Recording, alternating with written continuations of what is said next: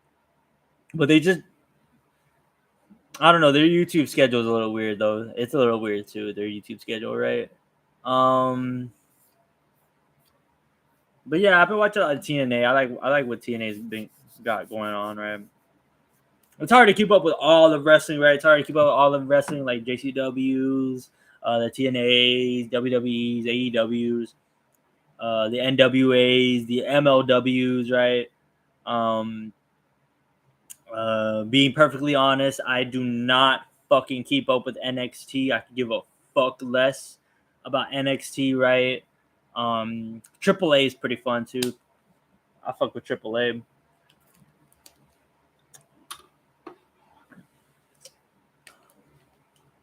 But yeah, nothing really like crazy exciting going on really in wrestling right now. I don't know. Seems a little quiet, right? A little quiet. Like there's some cool things about it right now, but as like a whole, like the grand scheme of it, like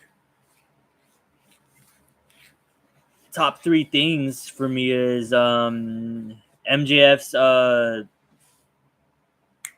MJF's title pursuit, or the people pursuing for MJF's title, right? The TNA Knockouts division is pretty fun, right? TNA Knockouts division, that's kind of been on fire. Oh, I completely forgot for AEW, right? Edge and Christian came back, right? So that Christian was a huge reason why. It was a huge part of why I would watch AEW, right? And and Edge too. Edge like for when he was on AEW, right? He was pretty fun, right? And you took it from The Rock. You're like a vanilla midget version of The Rock, but okay, bro, Ricky Saints. It's his name now, but Ricky Starks is pretty cool. Ricky Starks was fun.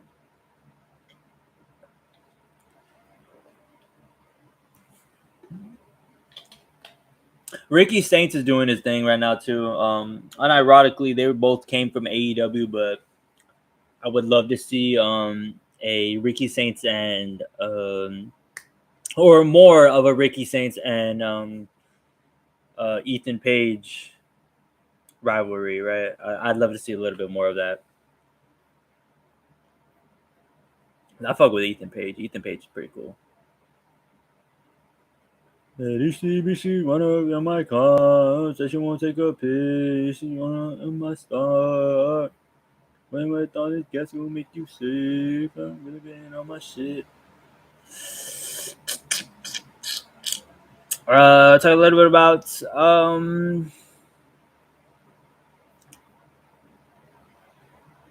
what am I looking at right here? Talking a little bit about NFL free agency. We see that the Seahawks extended, or no, they finished their extension of Jackson Smith and Jigba. So they locked his ass down. So really, the big part of what I wanted to go into for the NFL, right? I talked about it a little bit last stream, right? I was gonna watch all the flag football stuff, right? I watched all four games, right? I watched all four games, right? And then that wasn't enough, right? That wasn't enough flag football for me, right? Four games, right? So then I ended up watching a little bit of the like of Team USA's games, right? And what they be the tape that they have on, right?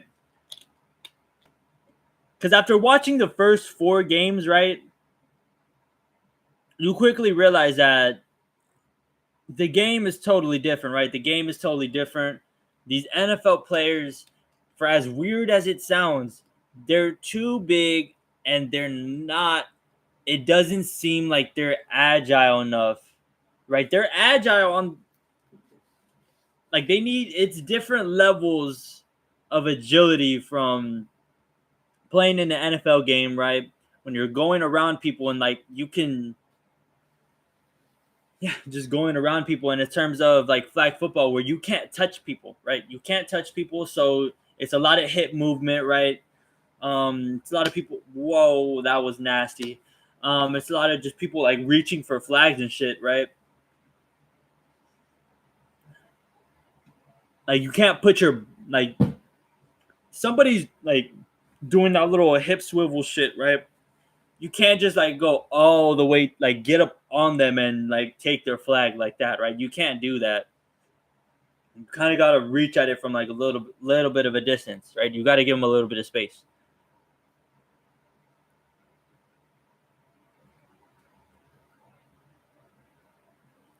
And then the squatting, right? The squatting naturally, a lot of our NFL athletes are 6 foot and up, right, or around 6 foot.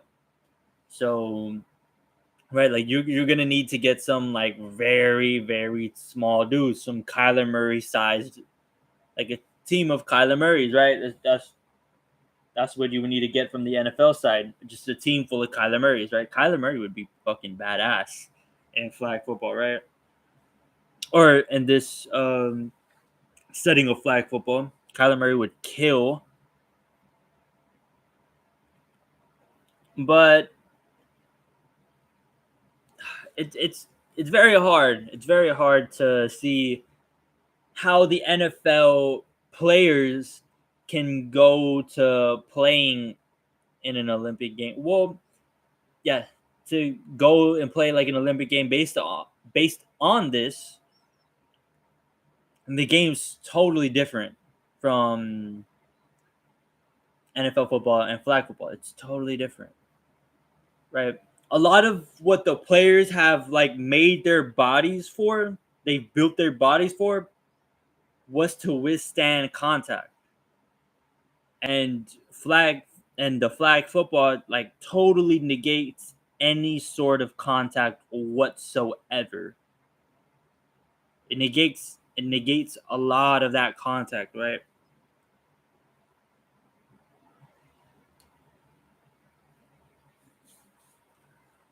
So it'll be very hard, right? It'll be very hard, and I don't think that the players would have time to get ready and prepare for these NFL seasons while preparing for this flag football game or flag football tournament that's going to come in like 2 years, right?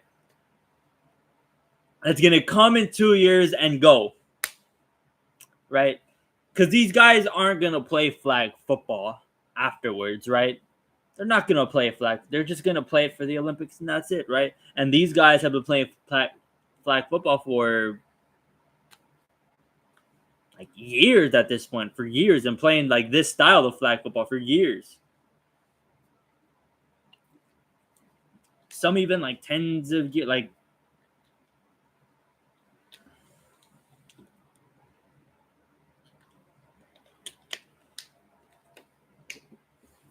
it's too much catching up for it. It's too much catching up for the NFL players, and it's a lot of, and like it's just their bodies aren't made for this type of football. It's not made for this type of football.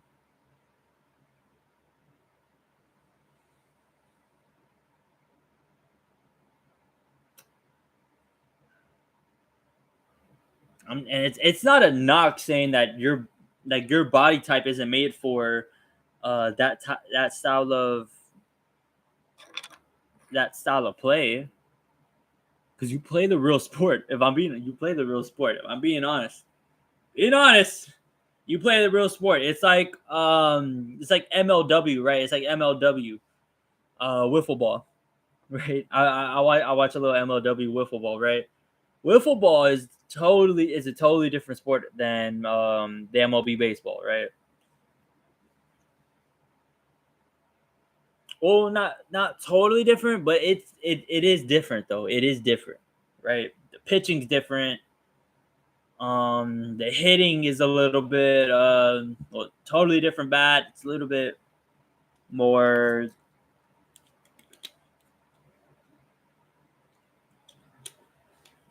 It's harder because of the pitching.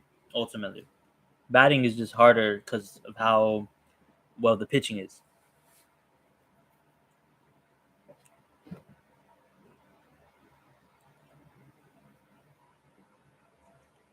it's not impossible, of course. It's not impossible because these NFL athletes are some of the best athletes in the world. But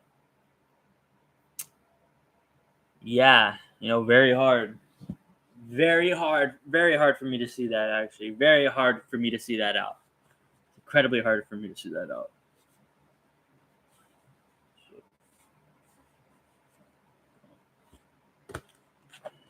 No clip. No clip.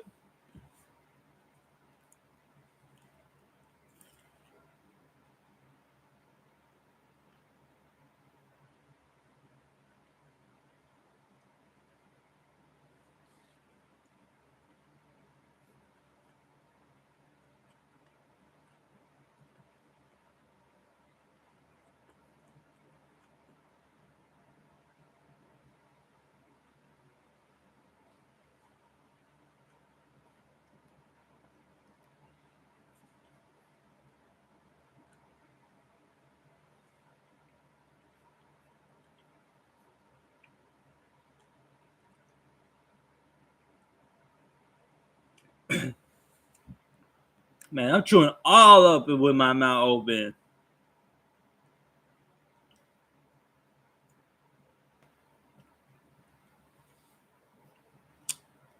Chewing up all up with my mouth open.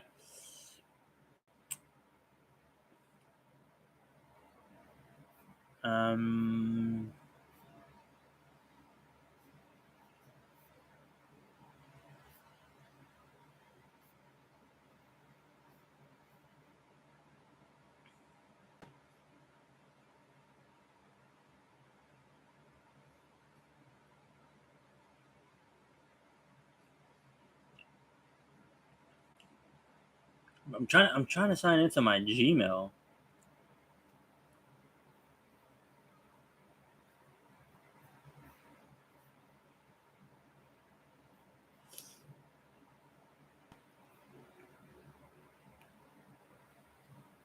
Trying to log into my Gmail.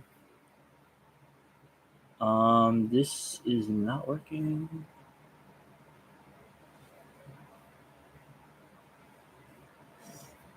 Okay.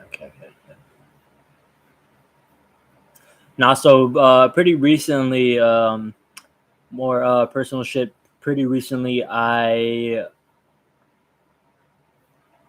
applied for a job. I applied for Dick's. Pause. I applied for Dick's. I applied part-time though, so do see a little bit of time out. And ultimately, I applied part-time because I still want to continue training. I still want to have like focus on my training. I still want to have focus on my training. It's just I do have a lot of free time, which is why I stream, right? I stream and I rant about everything sports and shit. But yeah, I have a lot of time though, so like who can't say that like after this stream, like I can't just go and like work a shift, right? It says you're not perfect.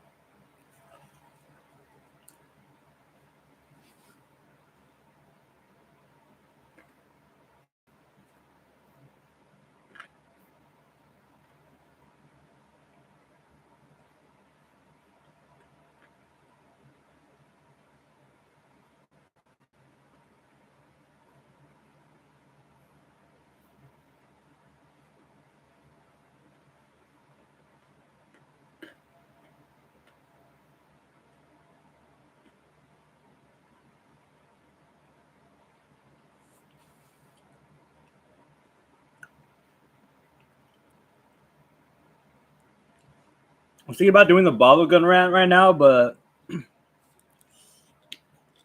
kind of just down to get into a Sweet 16 already, honestly.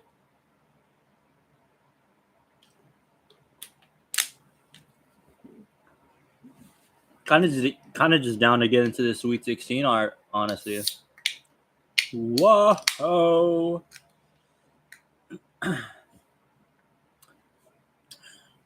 monster for today. Got the pink one, right? Feminine, right? Very feminine, but outside the white one, which to me it's not the best flavor, but it is the most iconic, and B, it's top three. It's also top three. It's not the best, but it's top three though. So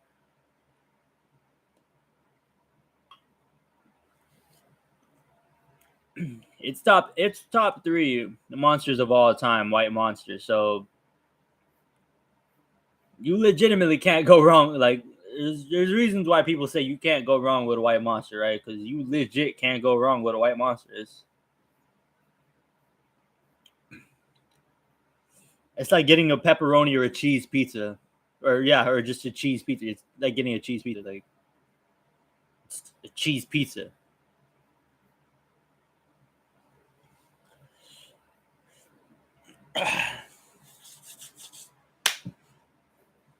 So how are we gonna do this? We're gonna go with the Thursday games first. And then take it to the Friday game. So the first game we have on Thursday, right? We have Texas and Purdue, right? We got Texas and Purdue. I believe I talked about this last stream. If I didn't, I'll say this again, right? This is the easiest Elite Eight appearance for Matt Painter, right? For Matt Painter, this is the easiest Elite Eight appearance. If he does not get the Elite Eight, he should get fired.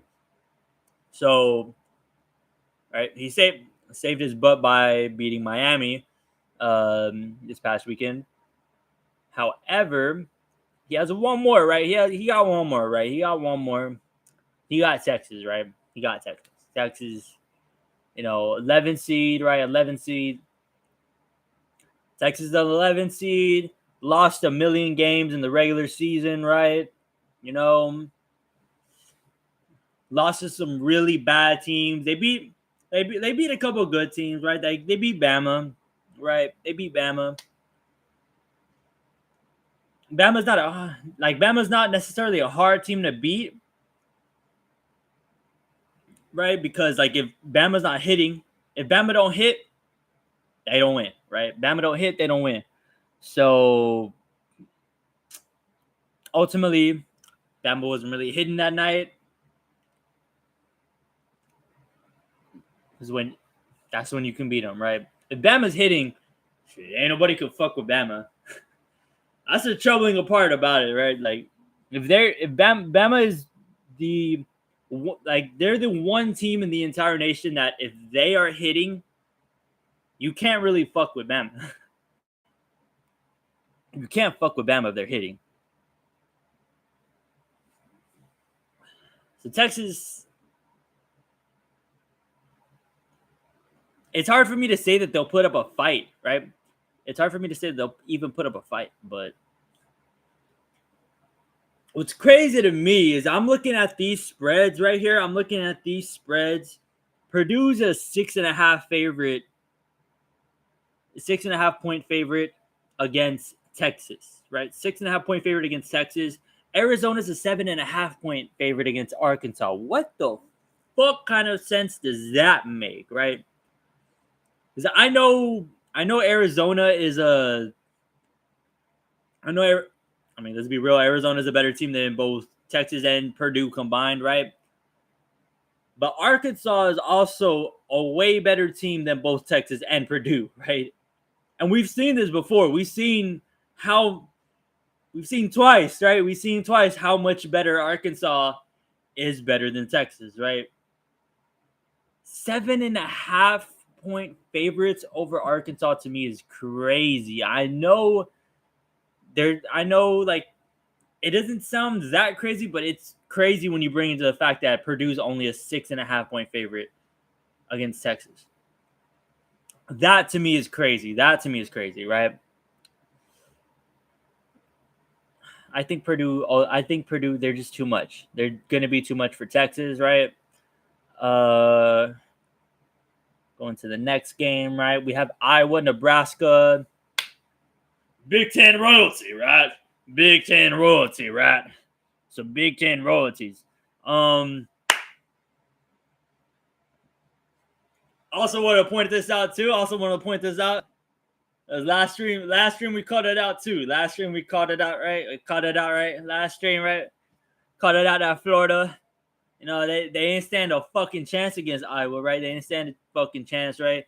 Ultimately, a lot of these March Madness games comes down to who has that dude, right? Who has that dude?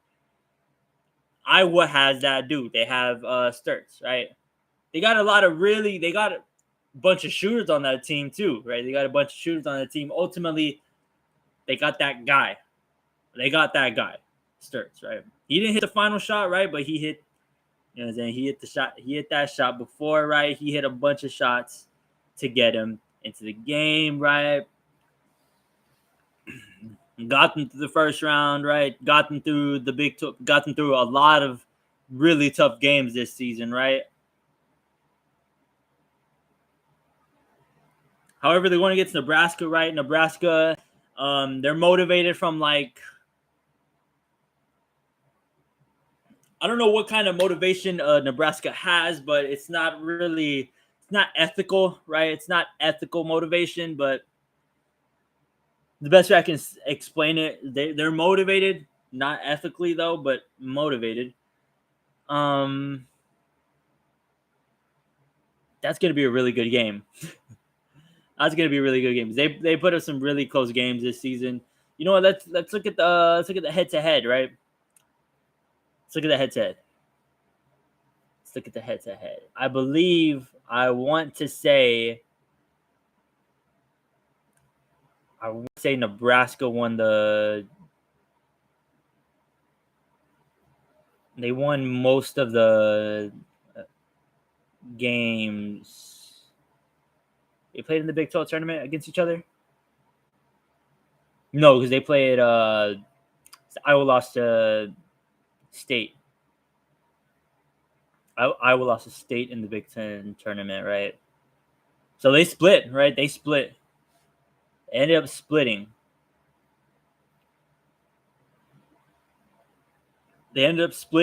And the one that Nebraska won, they ended up going into overtime. However, in overtime, they kind of beat that ass. They kind of beat that ass in overtime. So, damn, that's gonna be a really ultimately what we can guarantee that game. It's gonna be really game. It's gonna be a really close game. It's gonna be really close.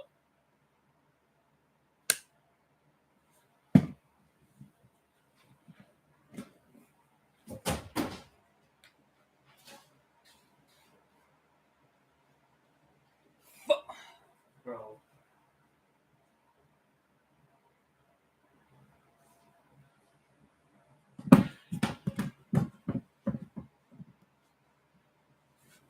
When I post more reels, aka more clips, right? When I post more clips on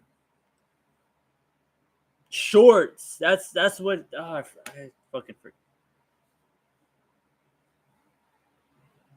I took one sip.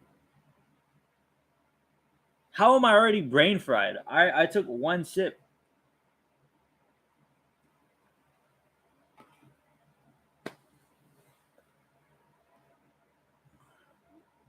One sip in, I'm already brain fried. Oh, shoot. Adam Schefter tweeted. I mean, Twitter's back up. Nambre, what the fuck is this, mate?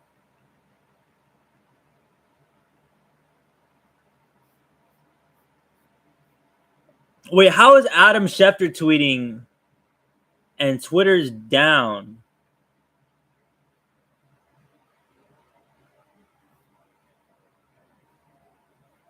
Wait, I'm terribly confused right here. I'm like in the middle of breaking down the bracket. Schefter's fucking tweeting. The app is down though.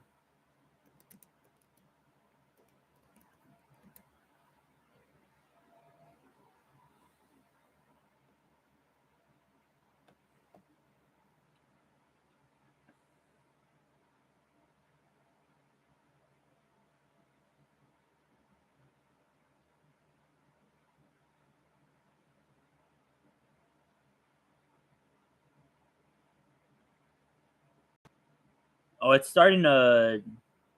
I guess people are less reporting it right now, but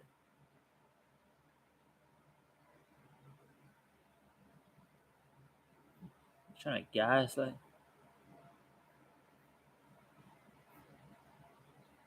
Yeah, no, that's weird. What the fuck kind of Twitter app does Adam Schefter have, where he can tweet while the app is fucking down still?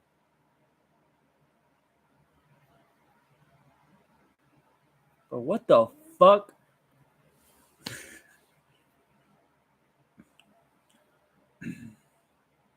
I'm like spaced out. Um,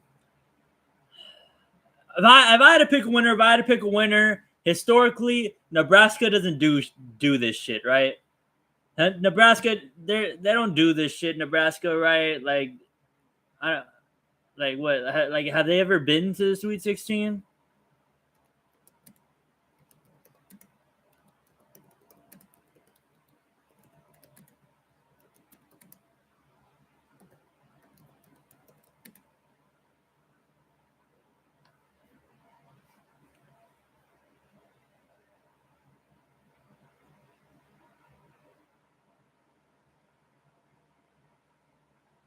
Yeah, no, this is the first one, right? This is the first one. They don't do this shit. They don't really do this shit, really. Yeah, wasn't this like the first tournament game one too? Like, the fuck? They don't do this shit. They don't do this shit. I'm not expecting them to do this shit either. So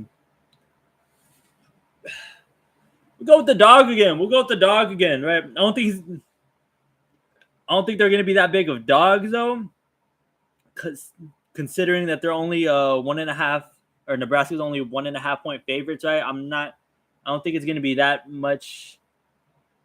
I don't think the odds are gonna be that split. But yeah, I mean, give me Iowa, right? Give me Iowa on this. So after those two games, it's the Arizona Arkansas game. Cinema. I'm already picturing it. That game's gonna be fucking cinema, right? The Arizona spread. I'm taking that shit, right? We taking the Arizona excuse me, the Arkansas spread, right? We're taking the Arkansas spread. Um Yeah, nah, I like that. I like that game to be. This just seems like a. It just screams down the wire, right? Arkansas, Arizona. It just screams down the wire. That's gonna be a fucking good game. We're finishing off with two badass games on Thursday, right? Arkansas, Arizona. Ultimately, I'm thinking Arizona's gonna win, right? But it's gonna be a good game to watch, though. It's gonna be a good ass game to watch. Um, yeah, it's gonna be a fucking banger, right? It's what the kids call it, right? It's a banger, right? It's a banger, right? I tend to know bangers. I tend to know I mean, watch last stream and tell me I don't know bangers, right? So it's gonna be a banger, right? Then Thursday night finishes off with Illinois and Houston, right? Houston is a team where I haven't really believed a whole lot in Houston, but I mean, like they've been playing like these teams, right? That's like to me just doesn't pose like that big of a threat, right? Like they had like their fucking two matchup with Idaho, cool, right? They were gonna smash them, right? Cool. Um, and then the next round they got A&M, right? A&M won by an upset. Very good A&M team too, but they're not competing for a title. They're not competing for a title. They're not even top 5 in their conference, right? Like, bruh, kick rocks. So, or top 6 even in their conference. Kick rocks. So then it brings us to Houston and Illinois, right? Illinois, I've been saying this the whole year, right? I don't know if I mentioned this on stream, right? So Illinois has been an interesting team because they're good and they're pretty deep, right? I'm not gonna lie, they're a little deep. They're a little deep, right? or deeper than some of these teams on in left in March Madness. They're deeper than some of these teams. But their best player, right? Their best player.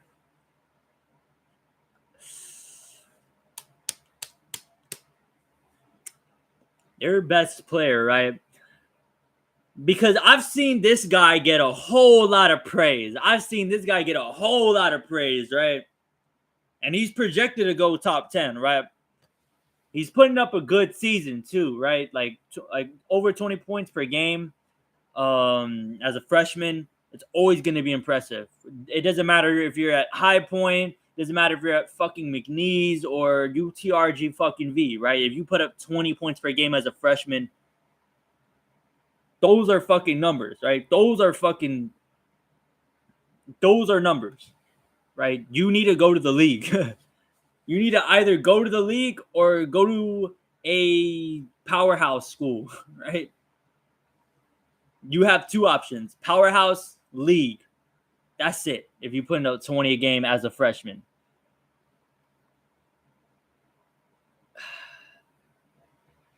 If you watch this kid, though, like if you watch, not the highlights, don't fuck the highlights. Fuck the highlights. Because sometimes the fucking highlights they rot the brain, right? I was talking about it earlier, how like my brain's already rot from the monster today, right?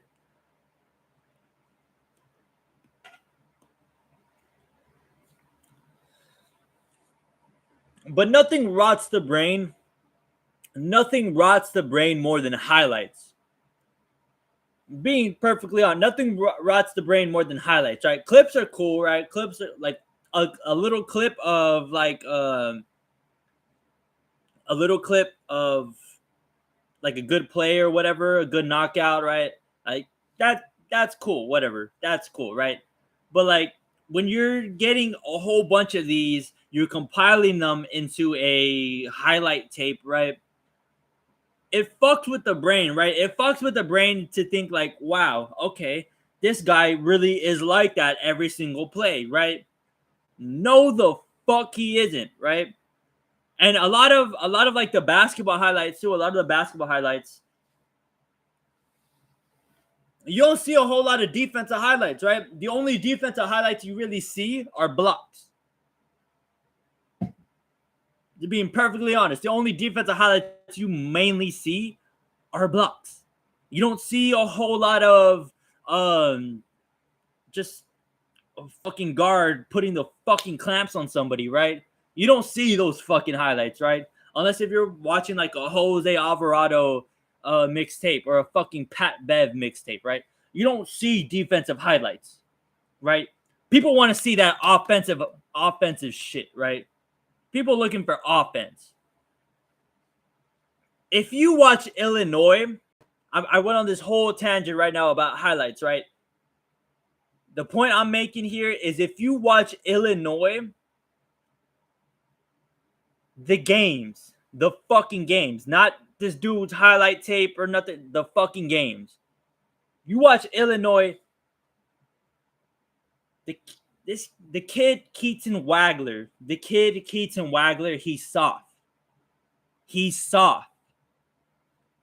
Soft. Charmin, soft. Soft as fuck, right? And what I mean by that is like you just put any amount of pressure on this kid, right? You put any amount of pressure on this kid, like repeatedly, right? Like you throw it at him like once in a while, like okay, you might be able to do some, right? But if you're just throwing you're just throwing bodies at him, the kid crumbles. The kid crumbles, right? He's not as effective. He doesn't deal with pressure, right? That's just what I see. Right?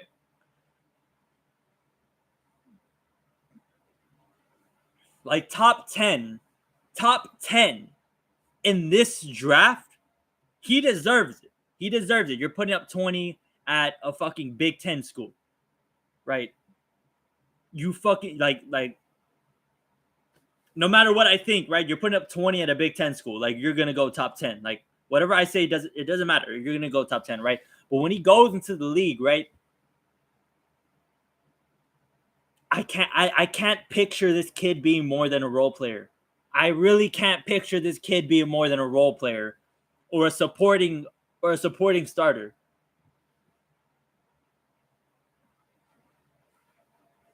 Because his defense is okay, and he has the measurables to be a great defender. His defense is okay, and with his measurables, he could get even better at defense. But his offensive game, to me, is just soft. He's just soft. I'm not buying into I've never bought into the Keaton Wagler hype, and like what pisses me off is that now it's starting to become less and less apparent because we've been losing a lot more. So shout out D Mavs, shout out D Mavs, you know what I'm saying? Shout out D Mavs. But the majority of the year, when we were projected to be like around like the eighth pick, the eighth like towards the end of the top 10, right? A lot of these sites had us picking Keaton Wagler, right? And like it would infuriate me knowing that there's no fucking way we're gonna draft Keaton Wagler when we already have Max Christie. Like that's what I see in Keaton Wagler. He has the potential. He's not even Max Christie. Right? I don't even see this kid as Max Christie right now. He has the potential to be Max Christie.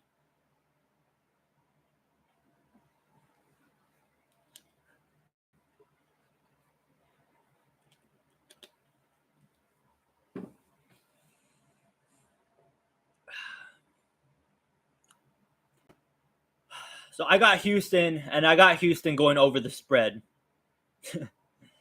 I got Houston. They're 3.5. They're 3.5 point favorites, right? I got them going more than that. I got them. I'm thinking this is more than 4.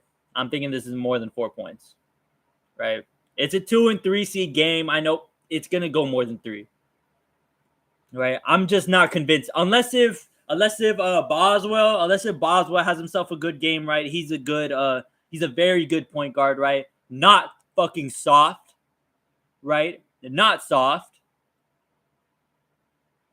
but he's a very good point guard. And I mean, he's not going to go as well as Keaton Wagler does in the draft, right? I don't see Boswell making it. He might not even make it out the G, right? And there's nothing wrong with not making out the G, right? Like, there's a lot of really good players in the G League. Or you know what? Well, I mean, we'll see with these new expansion teams, right? Potentially, but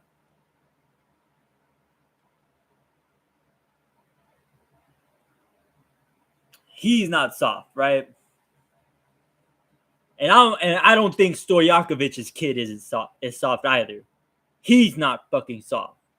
He was soft when he was a freshman, right? He was soft when he was in Stanford, right? He's grown up. His kid's grown up a little bit though. He's grown up a little bit. And maybe Wagler grows up in the league. Maybe he grows up. That's why I say that he's Cam Christie. So maybe he grows up in the league, but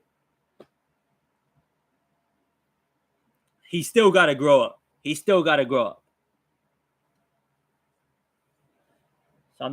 So in the Elite 8 from the South, I'm thinking it's Iowa and Houston. 9 seed Iowa, 2 seed Houston, and from the West, I'm thinking the typical 1-2 Arizona and Purdue. That's what I think is gonna happen, right? We're on a passionate rant about Keaton Wagler being soft.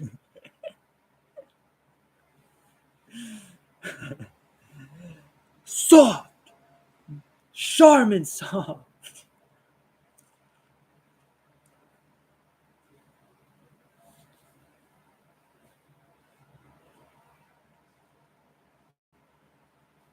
Are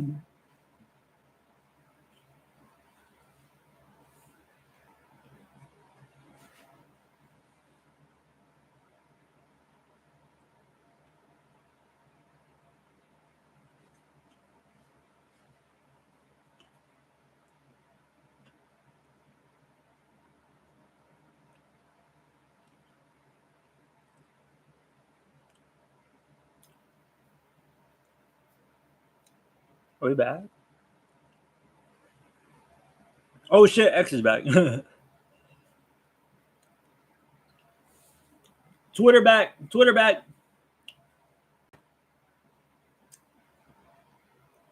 Got Twitter back. Got Twitter back. Twitter at Astrolugias. Please follow. Twitter at Astrolugias. Please give a follow. Show love, right? Show love. Show love. Show love. Show love.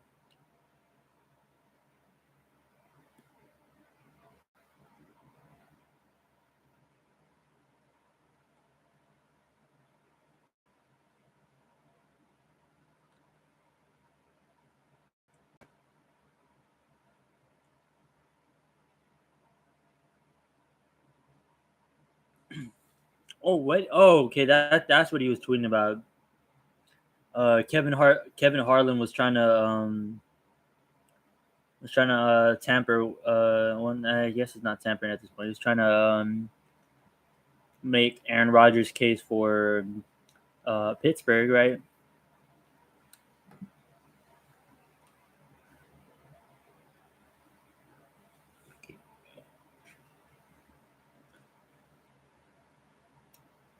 Yo, so the Pittsburgh. Oh, hold on.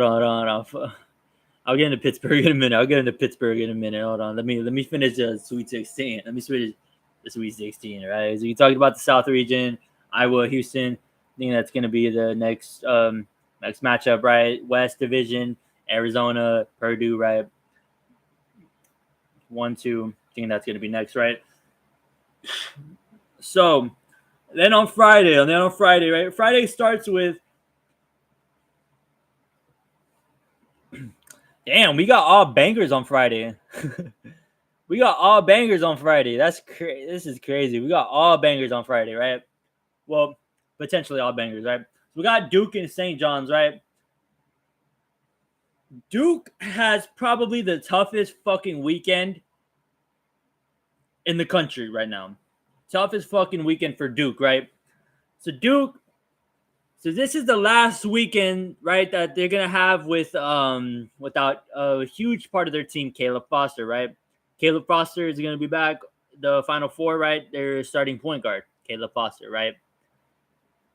Second leading scorer, Caleb Foster, right? Really good player, Caleb Foster, right? Duke's in a very interesting scenario because they have to play St. John's you have to play St. John's on Friday.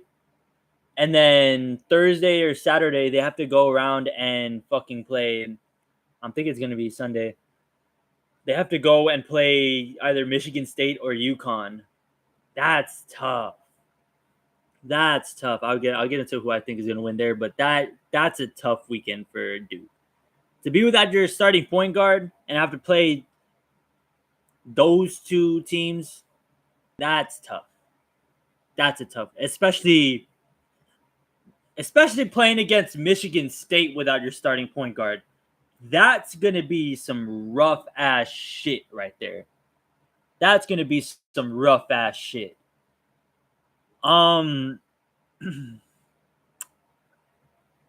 think you might be picking up where I'm leaving off right here. I do think Duke is going to get the job done at St. John's. I do think they're going to get the job done at St. John's.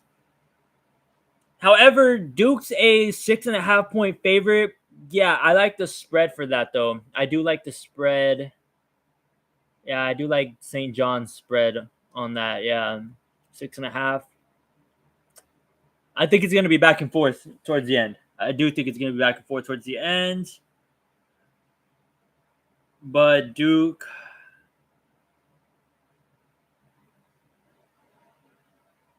Because St. John's can easily beat. Because St. John's There's a script also where St. John's just completely just outpaces Duke completely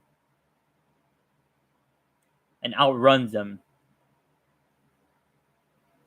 St. John's, they can outrun Duke.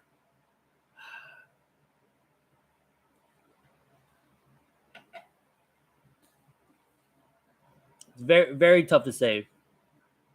But I'm just, I'm gonna take the easy way out. I'm going Duke, right?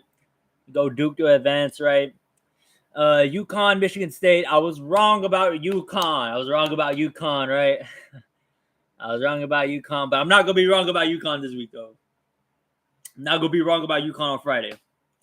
I think Michigan State's just too athletic. They're too athletic. Michigan State. Good guard play too. Good guard play. They got the front court to match with UConn.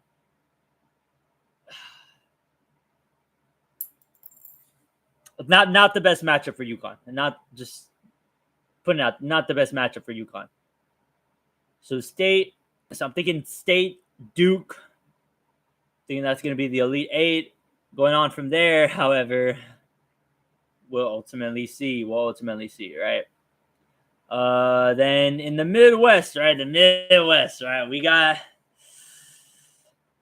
torn right here. Right? We got Michigan. We got Alabama's, right? We got Michigan, Alabama's. Michigan, probably the most dominant team left, right? I say dominant, right? I didn't say best, right? I said dominant. Even though I do think they're the best, right?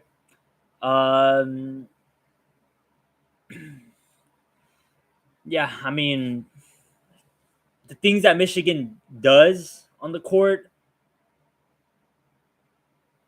they can do everything. They can just do everything. They can beat you however they. Literally, I mean, you've heard it from so many different people. Michigan just beats you from however they want or however they feel is best to beat you. All right, and Bama ultimately, we know what Bama brings to the table, right? We know what Nate Oates brings to the table. If you haven't been paying attention to Bama in the Nate Oates era, right? This is the shooting team, right? This is a shooting team. This is a team that wants to get shots, right? They want to get as many shots as possible. They want to run, right? However, Michigan runs as well, right? Michigan can also run.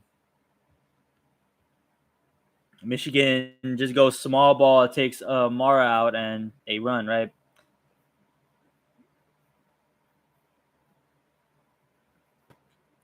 So 10.5, Michigan being 10.5 point favorites on Bama is crazy, but I see it I see it in this perspective that this game is either going to be really close. It's either going to be a very close game, or this is a Michigan blowout. I don't see it any other way. I don't see it any other way. If Michigan loses, it's they're going to lose a close one, right? They're going to lose a close one trying to outscore Bama if they lose, right? But ultimately, Michigan wins if, again, close one, but a blowout is more likely for Michigan than it is for Bama. So I do see it. I do see that, though. I do see that. We're going Michigan. The spread, I would watch out for the spread, though. Not a safe. That Michigan spread is not safe at all. Not safe. 10.5. Nope.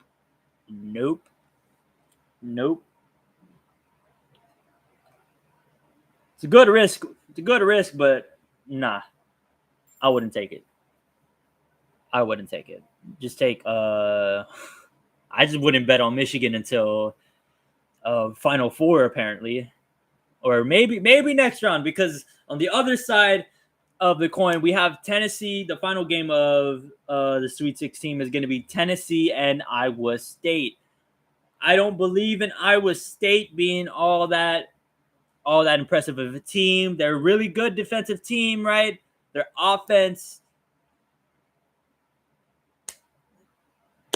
there's a lot to be desired from their offense, right? They got some good players, right? Joshua Jefferson, very quality player. Going to be a very good college player, right? Has potential of being a very good role player, right? Has the potential of being a very good role player, very good bench scorer, very good glue guy, right? A lot of potential for Joshua Jefferson. However, I do see them beating Tennessee. I do see them beating Tennessee. I do see them easily dismantling them too. Tennessee, I don't think is all crazy of a team, right? Nate Ament is a good player, right? Potential lottery pick too, Nate Ament, but I think defensively Iowa State's too much. So the next for the Elite Eight matchup, I got Michigan and Iowa State, right? So break it down from top to bottom, right? So the Midwest, I have Michigan, Iowa State moving on. From the West, I have Purdue and Arizona. For the South, I have Iowa and Houston, right? And for the East, I have Duke and Michigan State, right? So we got only the West and the Midwest being 1 and 2s. Only that side of the bracket being 1 and 2s.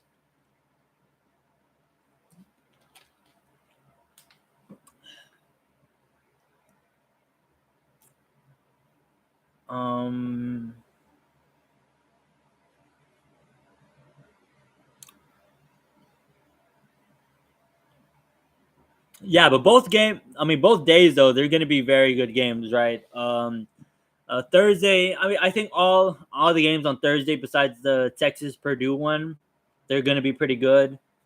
On Friday, they're all going to be good, right? I just don't know how good the Texas and Purdue game is going to be, just because of how up and down Texas has been the whole season, right? They've been looking pretty good the last couple of games, right? But I mean, ultimately, when we're getting this deep in the tournament, right? Good runs tend to fade the deeper you get into the tournament. They just tend to fade the deeper you get. Right? You can only sustain magic for so long, right? You can only be Loyola Chicago for so long. Fucking.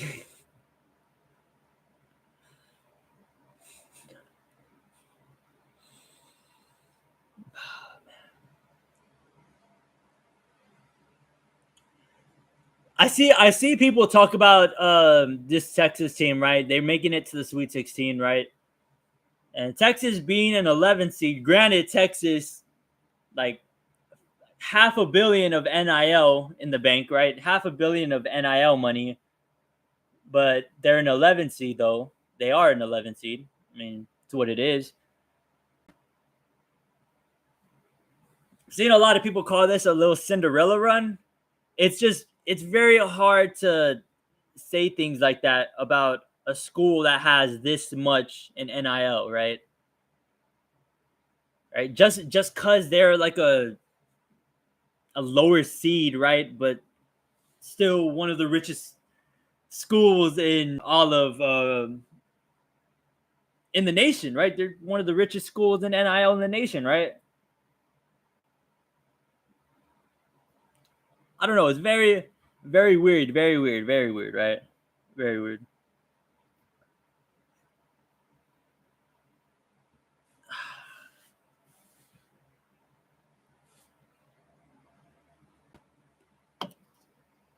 Mm-mm.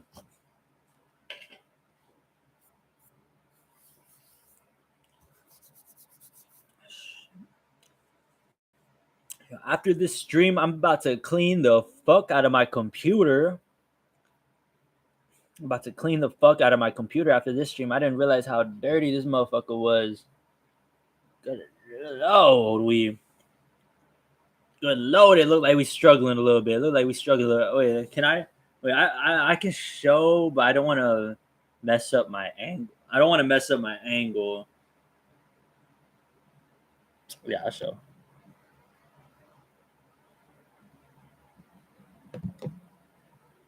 You can't even see it like real good or anything, but I mean, you see the little crease, right? You see the little crease, right? It's getting a little ugly right here. It's getting a little ugly. It's getting a little ugly.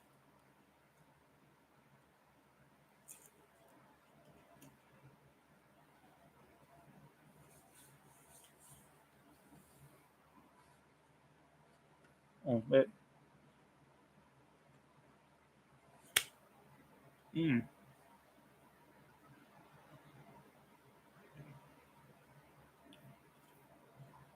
No, actually, yeah. I should be talking about my mouth open, but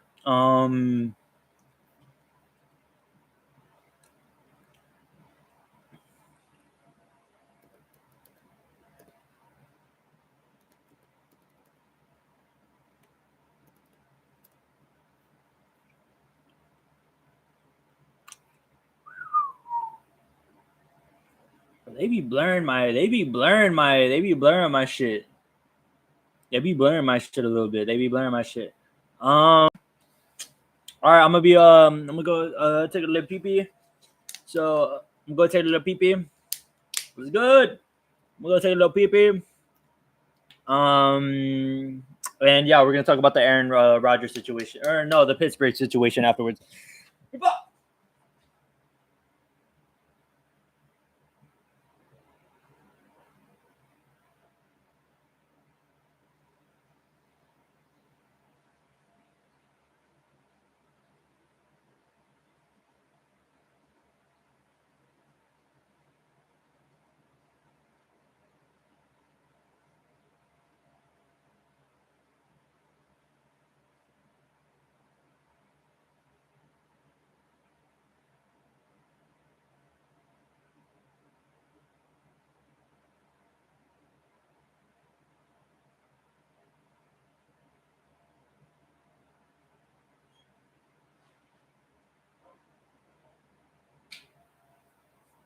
We got two more topics to cover.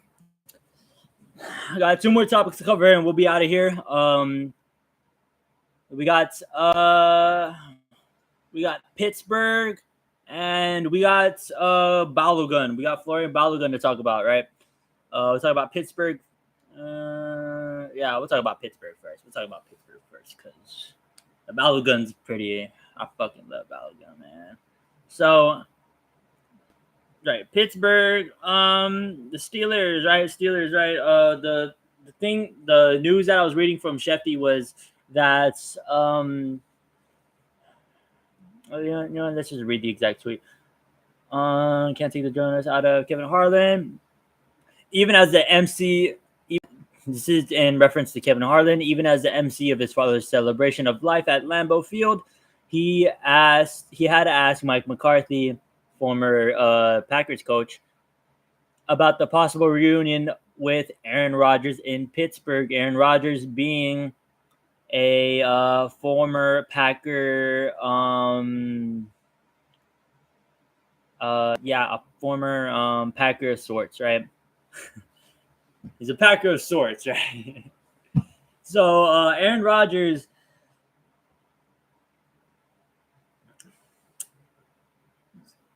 we're talking about Pittsburgh in general, right? But Aaron Rodgers, should he even be considered for the Pittsburgh job, right? Should he even be considered for the Pittsburgh job, right? Should he?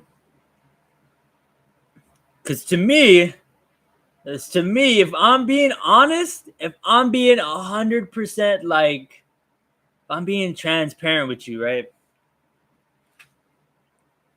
If Aaron Rodgers like looked at all his if he legitimately looked at all his options, right? He looked at the entire landscape of the NFL, right? Aaron Rodgers looked at everything, and he was looking at like a nice little place to play at, right? I'd get my ass to Indy. I'd get my ass to Manningtown, right? I would, yeah. I'd get my ass to Manningtown. I'd be a Colt. Now, the reason why I'd be a Colt, right, is because of the whole they're in the Kansas City Chiefs boat right now, in the sense of there's a chance that Mahomes most likely isn't going to be playing this season, right? The same way how Daniel Jones is most likely not going to be playing this season, right? I mean, fucked up his Achilles, right? I mean, shit. Not gonna force him to come back early like Tatum did, but and also not the same sport, right? Totally not, totally not the same sport in terms of physicality and all that, right? Basketball, a little bit of a physical sport, but not as physical as the NFL, the National Football League. But looking at it, look looking at it from the grand scheme of things, I mean, off the top of my head, right?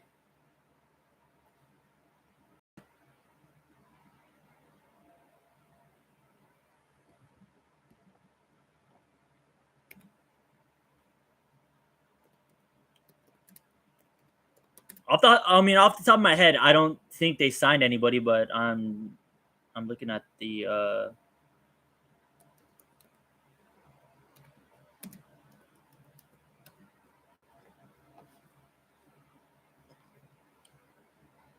searching it up to make bless.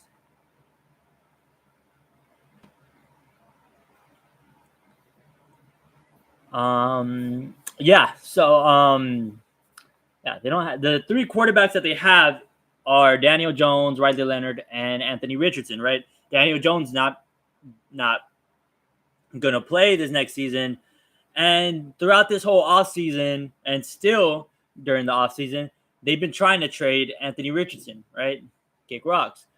So that would leave them with Riley Leonard, or B, the draft, right?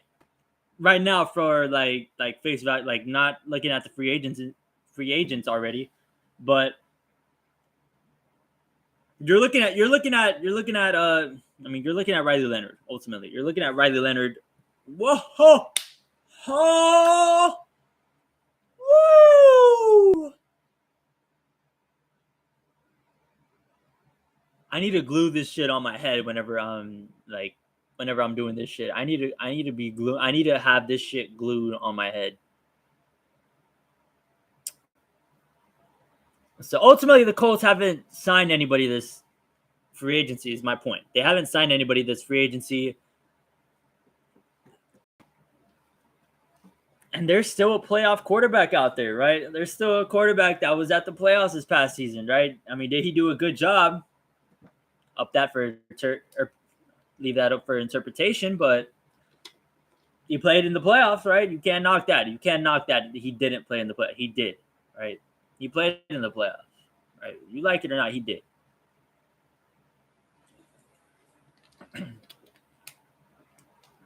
So it doesn't matter, right? It doesn't matter that Pittsburgh had a good enough defense to take him to the playoffs, right?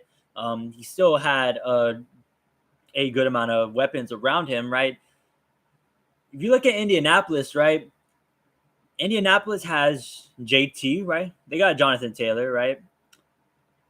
Indianapolis just locked down their new wide receiver one in Alec Pierce, right? They still have Josh Downs on the roster, right? So they have wideouts. They have good wideouts. Can't deny that, right? They got Tyler Warren, a really good tight end, right? Probably better than the tight ends that he had in Pittsburgh, right? Not as deep of a room, but he's better than all those tight ends, right? So, and then when you bring into, you also add to the fact that the amount of moves that they made this past season for the defense, right? They committed like they really committed to the Sauce Gardner bit. They really committed to that. Don't have a first round pick for a couple years, right? So that's a downside, right? You can't draft. I mean, you can, but you're not going to be in a good position to draft a quarterback to start for this season. So then, what? You have to sign somebody to play quarterback. You have to. He's not going to be back for the season. You have to sign somebody to play quarterback. Aaron Rodgers isn't that bad of an option. He's not that bad of an option, right? If I'm the Colts, I for a year, and then you're gonna get Daniel Jones back, like why not, right? Why not? And like this could be Rodgers' fucking his little farewell tour, right? Unless he wants to sign a one day somewhere, right?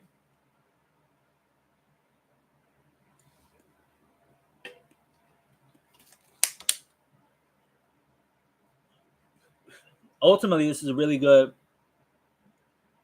It's just really good. It benefits both parties immensely, right?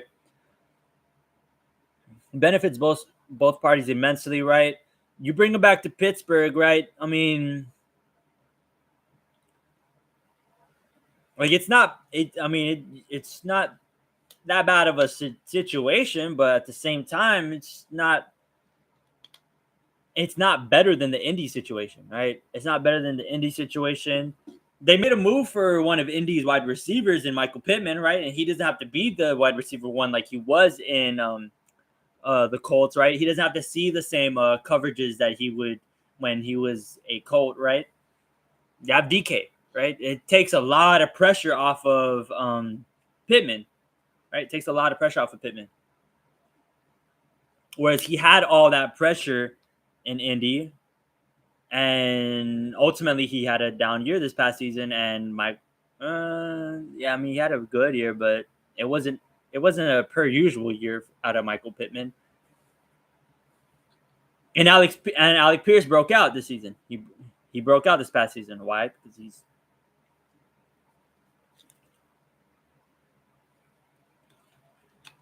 he sees a lot of B coverage, right? Or he saw a lot of B coverage this past year, right? And now he's going to see some A coverage, right? Let's see how he can handle that. Let's see if he can replicate this success that he had this past season. But the receiver situation got better, right? You did lose your leading receiver this past year in Kenneth Gainwell, right? Who's a running back. But you did lose Kenneth Gainwell, who played a big part in the passing offense. You still have Jaylen Warren, right? He's going to get a little bit more of a load this coming year. Pause. And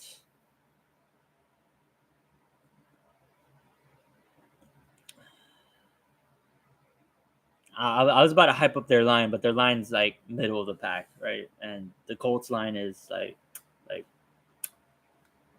give me that line, right? That's another reason why the Indy is just just a way better option than Pittsburgh is for Rodgers. Is the line it's a lot better. It's a lot better in Indy. You don't have to. They don't need you to be gunslinger Aaron Rodgers. They have fucking JT, right?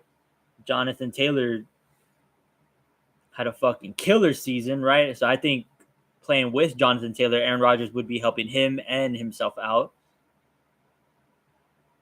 Jaylen Warren, to be real, Jaylen Warren, he's good. He's not Jonathan Taylor, right? Or he's Jaylen. He's all right. Right? He's all right. Not Jonathan Taylor, however. Not Jonathan Taylor. Oh, I mean, I forgot. They got Rico. They got Dowdle.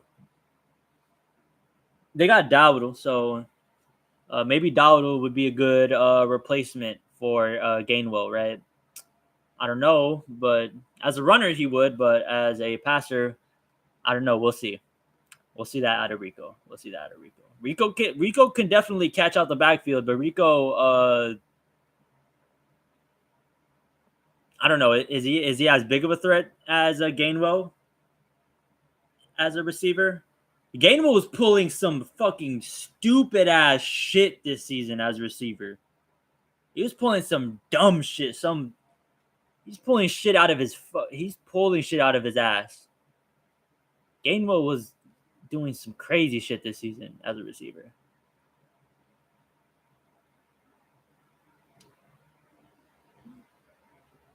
And then ultimately, the defense, you're going to have the Pittsburgh defense. You're still going to have that killer Pittsburgh defense. Without Ramsey, though. Without Ramsey. So without safety Ramsey. So we'll see how that goes.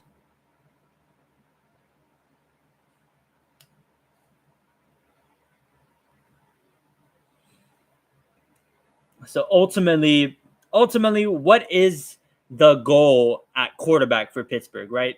Is it really Rodgers, right? If you're leaning your whole offseason to have Aaron Rodgers come after last season, right? I'm not saying last season was bad, right? But you weren't going to win the Super Bowl last season, right? And the difference between last season and this season isn't that much different, right? Like, your team, yeah, it got a little better. It got a little better, right? But, like, the Bills got better, right? The Bills got better. The Bills got better. The Broncos got better. The Chargers are getting better.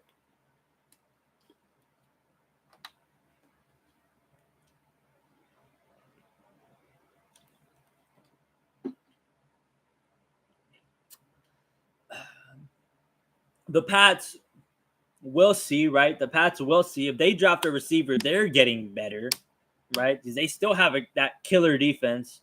And that killer defense in Drake May, right? And that fucking running back room that's all killers, right?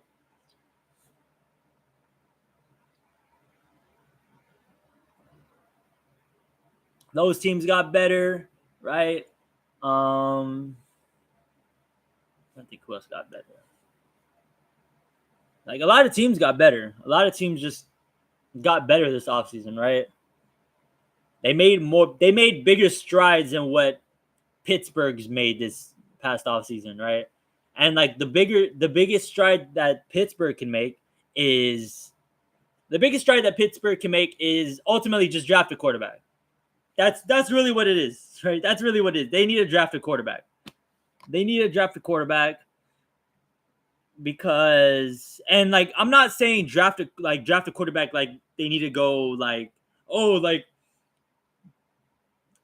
how fucking Green Bay would draft receivers when Rodgers was on the team, right? Like, I mean, quarterback, we need that. Let's go get that shit in the 4th or 5th fucking round, like they did last year with Will Howard, right? Let's go get that shit later on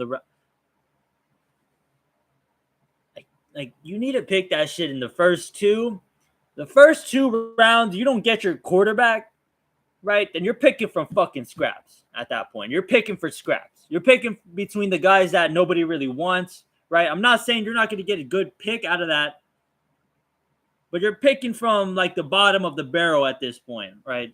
Past the second round, right? You're picking from the bottom of the barrel, right? You're picking for development. You're picking for development.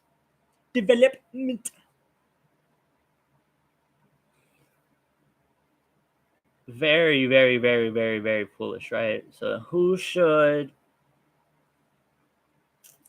Imagine if Dante Moore was coming out, right? That would have been sick for Pittsburgh, right? If they could have got their hands on Dante Moore. However, he would have been a Jet most likely. But the news that we're hearing though is that Ty Simpson, he's gonna be a first round quarterback, right? He's gonna be a first round quarterback. We've been kind of hearing it more and more and more as the combine goes on, as the combine and the pro days go on, right? We're seeing that Ty Simpson, he looks like a first round talent, right? Looks like a first round talent. Hold up. Okay, I was about to say. Right now, I'm streaming off of my phone Wi-Fi, right? And the last time I did that was this past weekend, and the phone died. And once the phone died, the fucking stream died, right? Because the phone's also my camera too, so I had to double check. No, we're more than good. We're more than good. We'll be able to make it. We're gonna be able to make it for yeah, we'll be able to make it.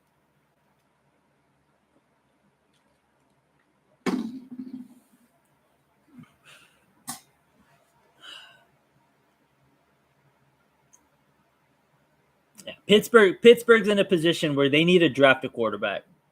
They need to. It's now or never, right? It's now or you're going to be drafting the quarterback when you have to get rid of DK and Pittman and all these pieces, right? Like they're lucky to still be in this current position that they're in right now. They're lucky to still be in it even after they got rid of Pickens out of George Pickens, right?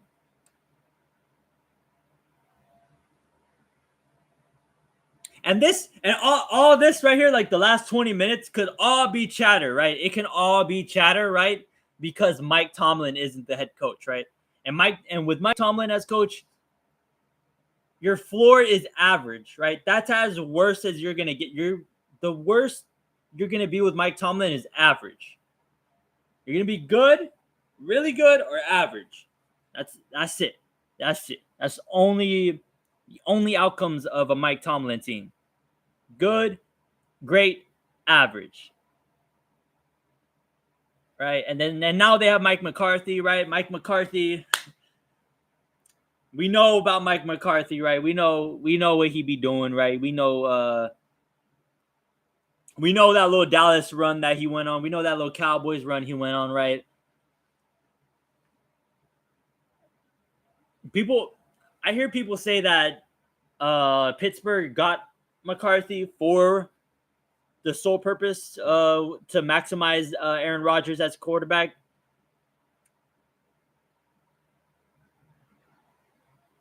And I really hope that's not the case, because if that is the case, that might be one of the dumbest things a franchise ever has done, right? Just commit your whole coaching staff to a 42-year-old, or he's probably older than 42, right?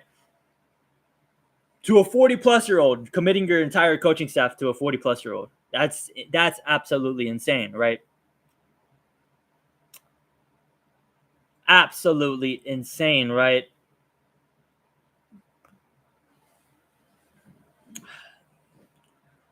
Well, it's not insane if you're Tom Brady, right? If you're not Tom Brady, then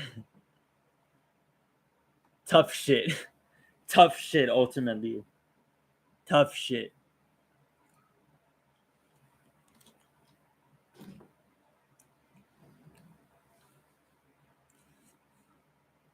Shit wasn't even like that for Montana in his end of his career. And we're talking about Aaron Rodgers committing a whole franchise to morph their coaching staff for him. Like, let's cut the bullshit, right? Let's cut the bullshit. That's a whole lot of malarkey, right? A whole lot of malarkey. Let's cut the malarkey out, right? Let's cut the malarkey out. Let's cut the malarkey out. The final thing I wanted to talk about. Final things I wanted to talk about, right? Man, oh man.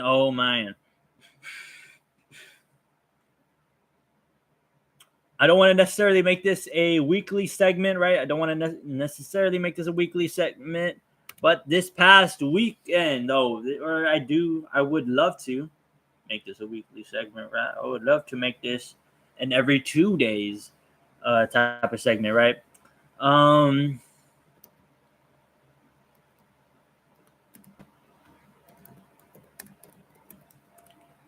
But Mr. Florian Balogun, right? Mr. Florian Balogun, he is undefeated. He is on a fucking like killer streak right now. He's on a killer fucking streak.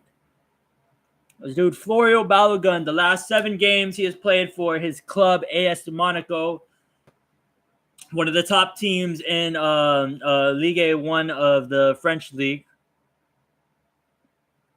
Of Ligue 1 French league, right? This is also including I believe cup games as well. Last 7 games he's played for his team, 7 goals, right? It's a goal per game, right? It's pretty fucking insane to do for Europe, right? It's pretty insane to do for Europe in general, right? To go that long of a goal streak, right? To go that long of a goal per game streak, right? Absolutely fucking insane, right? This is some Ronaldo. This is some, say what it is. This is some Ronaldo shit, basically. This is some Ronaldo shit, right? And,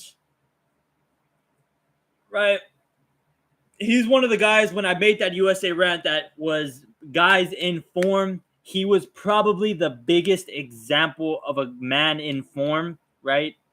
Well, besides, him and McKinney are both like, they're both man in form right now. They're both man in form. They're both like putting world on notice right now. They're both putting the world on notice. Balogun and McKinney, right? And the badass thing about it, Balogun's coming into these friendlies that are coming up on Friday and 31st, Monday, right? Friday, Monday, coming up on some big games for us. He's in some ridiculous form, some killer form.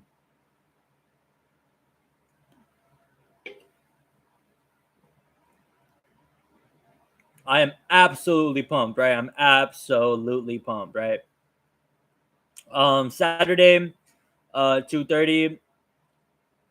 Saturday, 2:30 in the afternoon. That's when USA starts their international break against Belgium, right? We're definitely streaming, to say the least. We're definitely streaming during that shit, right? We're definitely going to be streaming during that shit, giving commentary and all that. That'll probably be that might end up being a really big stream. I can't lie. That might end up being a kind of a bigger stream for us. Not like a big stream, but a bigger stream for us. That might be a bigger stream than usual. We will be giving play-by-play commentary for USA Belgium. And yeah. I mean, shit, yeah. I believe today, U.S. men's national team, or either today or tomorrow, is when camp starts. I believe I want to start giving my roster breakdowns and my roster breakdowns and my team analysis, like my lineups. Holy shit!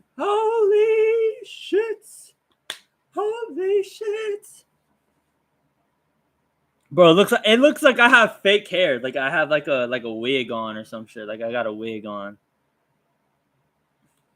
That's wild. But yeah, probably Wednesday is when I'm gonna be giving lineup predictions for both lineup predictions for solely the Belgium game, right? And on Friday I'm gonna try to be going live 30 minutes before kickoff. I'm going to be going live tomorrow, but tomorrow, Wednesday, training day, so I tend to go live a little bit later.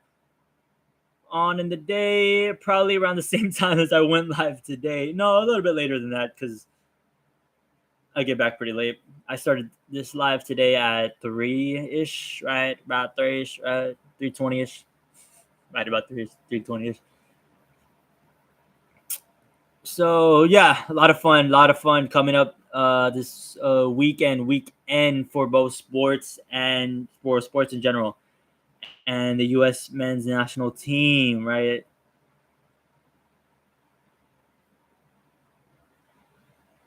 Oh shit! No, it's Saturday. Saturday is when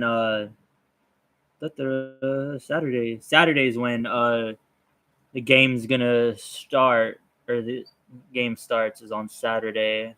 So 2:30 makes a little bit more sense.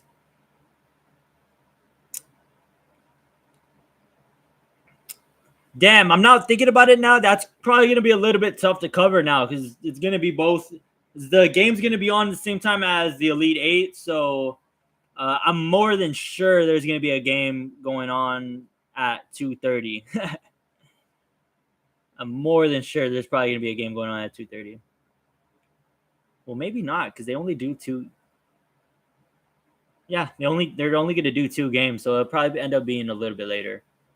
Who knows? Who knows? Who knows? Who knows? Who knows? We're not there yet, so we're not gonna know. We're not gonna know, right? So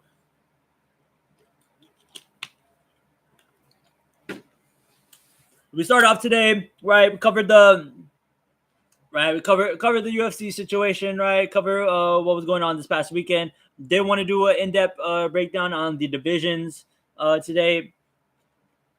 Probably gonna go over that tomorrow. Honestly, probably gonna go over each division and what because the rankings come out tomorrow, right? The rankings come out tomorrow. Tomorrow will ultimately be a better day because we're gonna get a refresh, a little revamp of the rankings, right? A lot of there's gonna be some movement. To be quite honest, there's gonna be some movement in both the middleweight and the featherweight, the top of the featherweight, especially, right? I especially want to see how far Lerone Murphy drops, where Evloev turns up, if Gene Silva just magically just you know how these rankings, like, they will move a fighter up for no apparent reason at all. I'm predicting, early prediction, the same thing's gonna happen with Gene Silva tomorrow, right? Gene Silva, I think he's gonna move up a spot. The rankings didn't do anything this weekend besides watch a fight. So talked a little bit about that, right? Gonna go over the state of the UFC MMA tomorrow when the new rankings drop.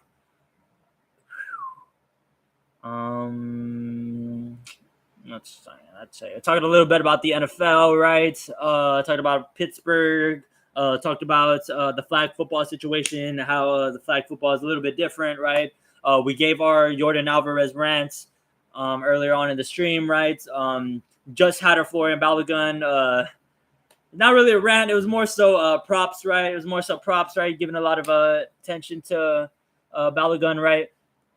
Tomorrow, I want to get into tomorrow. I've been wanting to talk about the Italy and Iran situation, right? How Iran's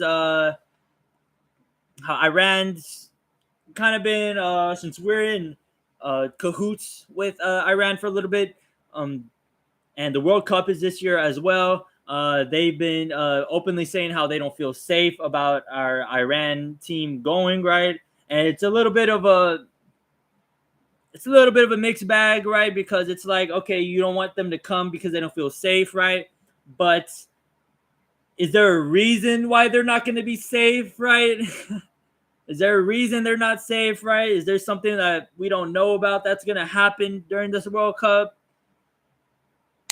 Who knows, right? Who knows? But they've been talking about it a whole lot. They don't feel safe. They want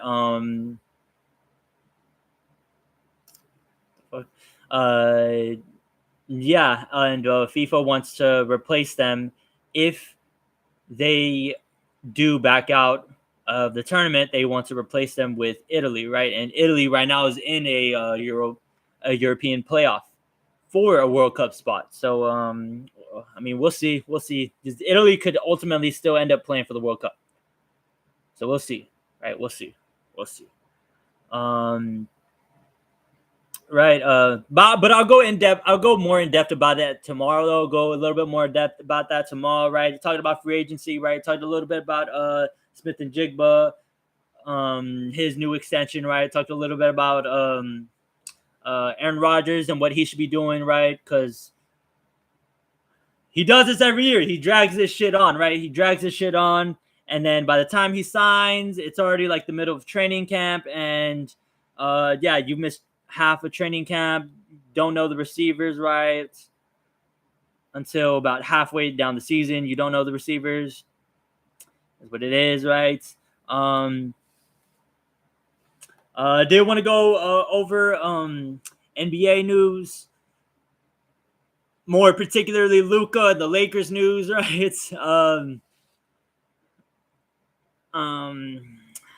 But I'll go in depth about that tomorrow, right? Because I didn't also want to talk about Luka and the Lakers. I wanted to talk about a little bit more teams, right? A couple more teams like the Rockets and the Mavericks and the Jazz and Atlanta. Some funny things going on in Atlanta. Besides Atlanta being Atlanta, but there's some funny things going on in Atlanta with these Atlanta Hawks, right? There's some interesting things going on with that basketball club, right? Interesting things, right? And then ultimately the biggest topic of this video, right? Wanted to talk about the Sweet 16, right? So got through all that, right? Lots to talk about tomorrow still. I do want to add I kind of want to add the bookmarks, right? I kind of want to add the bookmarks in the description, right? To talk about or to give you directions to each topic. So we'll be doing that after the stream. And I mean, that's about it, right? A nice little stream, right? Cool, chill little stream, right? Legit chill little stream. See y'all tomorrow. Holla at the NBA, right? Talk more about the NBA. Talk more about soccer tomorrow, right? Maybe a little bit about the WNBA because there's a lot of shit going on with the WNBA and their CBA. And yeah, right. That's about it. See y'all tomorrow, and